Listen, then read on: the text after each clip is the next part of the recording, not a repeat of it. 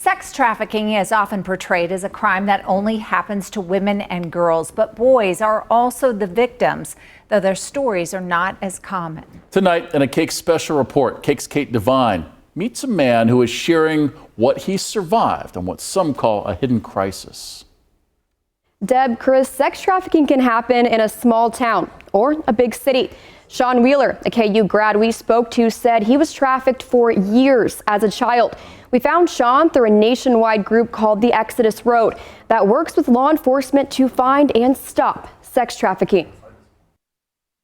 You know, I've had people talk to me, counseling type, saying, yeah, just try to focus on a time when that wasn't part of your world. And honestly, I don't remember much of that. For Sean Wheeler, growing up in a small town in Iowa, there are very few memories of a childhood without pain. Older boys in the neighborhood spotted me and were very nice to me. And you know, when you're 5 and high school guys think you're cool to hang out with, you love that. He says the torment began when he was only 5 years old. That's where he proceeded to, his personality changed, and where that was the first time I was actually sexually molested. And he said, now, if you say anything to anyone, we'll kill your dog. For 5 years, Sean says he was repeatedly trafficked and sold, not by strangers in a dark alley, but by people he knew, high school boys, a family friend. The ringleader, I believe, was a business associate of my father who'd even been to our house. They'd come for cocktail parties or whatever. And I remember one time where nobody was around and he groped me, and I was probably about 8, and said, I'll see you later.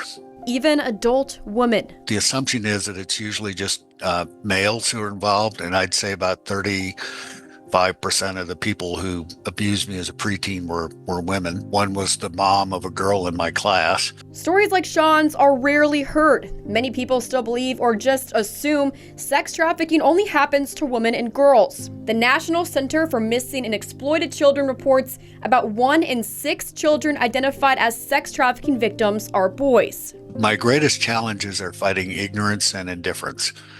But I'm able to make a difference there. So, you know, more people are starting to realize that it's not just girls. Those numbers underscore Sean's warning. Boys are targeted too, yet rarely recognized. There is a lot of misinformation around trafficking. I think people have a very Hollywood version of what they think trafficking is, and it's a little more subdued. Jennifer White, founder of ICT SOS in Wichita, says in reality, sex trafficking is often hidden in plain sight. A relationship, a promise of help, or the illusion of love. So either a relationship that already exists or one that's being created and kind of cultivated for that, versus kind of the stranger danger. Nathan Kim with the FBI says 93% of trafficking cases across the country are sex trafficking, and many cases go unreported. Answering questions for them or trying to limit people's direct access to engage or interact with that person.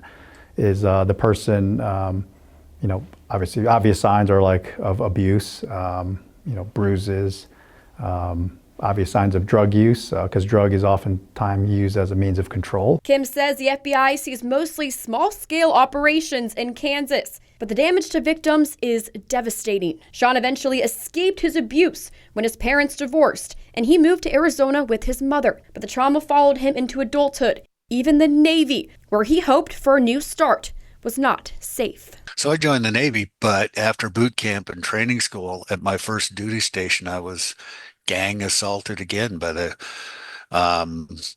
people working at the command I was at. They took advantage of me. And I told my counselor, why didn't I spot that? And she said, well, they know how to spot victims, people who are vulnerable.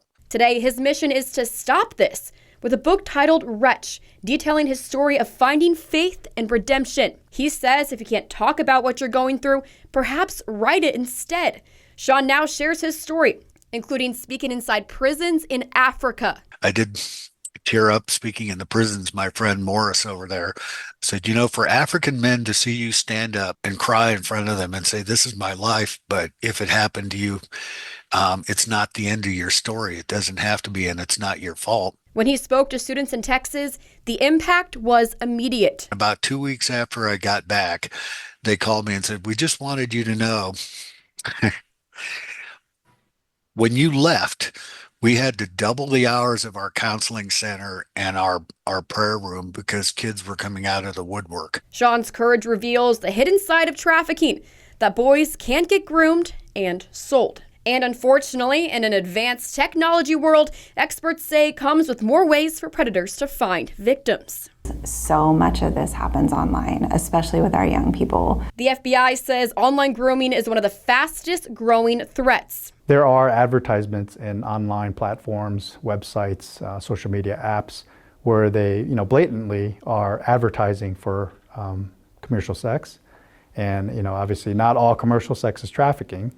But oftentimes you will see people that look very young. Like that person looks like they're probably a juvenile under the age of 18. The United Nations Global Report on Trafficking in Persons, about 65% of identified trafficking victims worldwide are women and girls.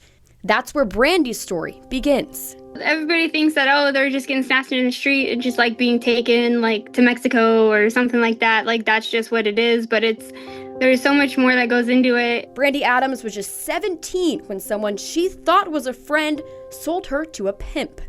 Today, Brandy speaks out to help others find hope, just like Sean.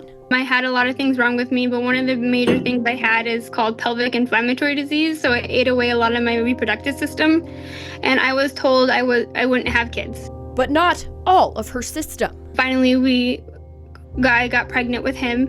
And I was able to actually have one of my own kids. And that was one of the things that I'm really shocked with that I can have today is my own child, because I always just wanted to be a mom. Her story shows the lifelong wounds trafficking leaves, even when survivors break through to the other side. I never thought I could speak up about it or I could say my story, and yet they feel like that in a room full of people that they could talk about it.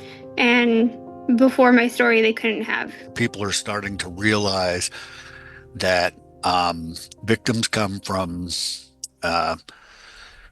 all backgrounds, all over the country. I think even in a town like Wichita, you're going to have it, or even small towns like, it's not just New York and LA. That reality is what drives groups like ICT SOS and the FBI to remind everyone that trafficking is not just a faraway problem. Reach out to somebody that you think might be able to help for help.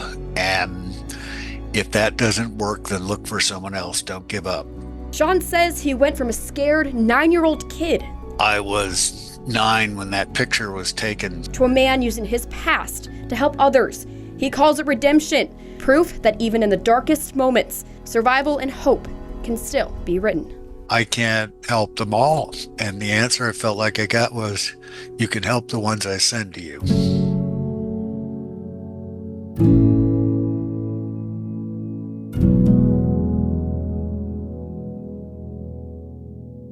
If you suspect trafficking, you can call the National Human Trafficking Hotline at 1-888-373-7888 or download the ICT SOS app for resources. Or you can report tips directly to the FBI. For more information on how to report suspected trafficking or get help, you can visit our website at cake.com and click on this story. In studio, Kate Devine, Cake News, on your side.